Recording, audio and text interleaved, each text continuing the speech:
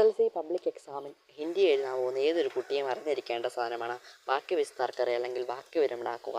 എന്താണ് വാക്യത്തെ കണ്ടിന്യൂസ് ആയിട്ട് ഗ്രാമർ ചെയ്തിട്ട് കറക്റ്റ് ഒരു സെൻറ്റൻസ് ആക്കി എടുക്കണം. അല്ലെങ്കിൽ ഒരു വാക്യ പിരമിഡാക്കി എഴുതാനായിരിക്കും പറയുന്നത്.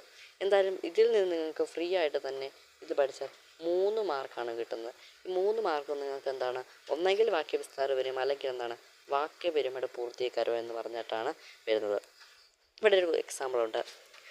ഗഡർ സർക്കാദിയ പത്നിക്ക് ഗഡർ സർക്കാദിയ എന്ന് വരത്തില്ല. അതിനാൽ വരുന്നത് ഫാരി ഗഡർ സർക്കാദിയ. വളരെ ഭാരമുള്ള ആ ഒരു ഗഡർ, ഒരു ചുമട് എടുത്തു. അന്നേരം പിന്നെന്തോ വരും?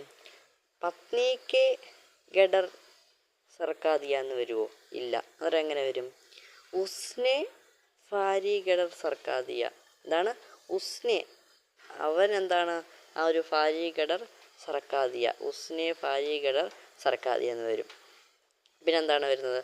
ഉസ്നെ പത്നിക്ക് സാമനെ ഫാരി ഗഡർ സർക്കാദിയ, ഉസ്നെ പത്നിക്ക് സാമനെ ഫാരി ഗഡർ സർക്കാദിയ എന്ന് വരും.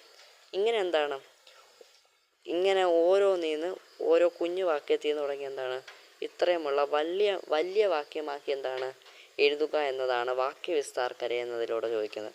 അപ്പോൾ ഈ പ്രാവശ്യത്തെ SSLCക്കും ഒന്നെങ്കിൽ വാക്യവിസ്താർ വരാം, അല്ലെങ്കിൽ വാക്യ പിരമിഡാക്കാനായിരിക്കും വരാൻ ചാൻസ് കൂടുതലുമുള്ളത്.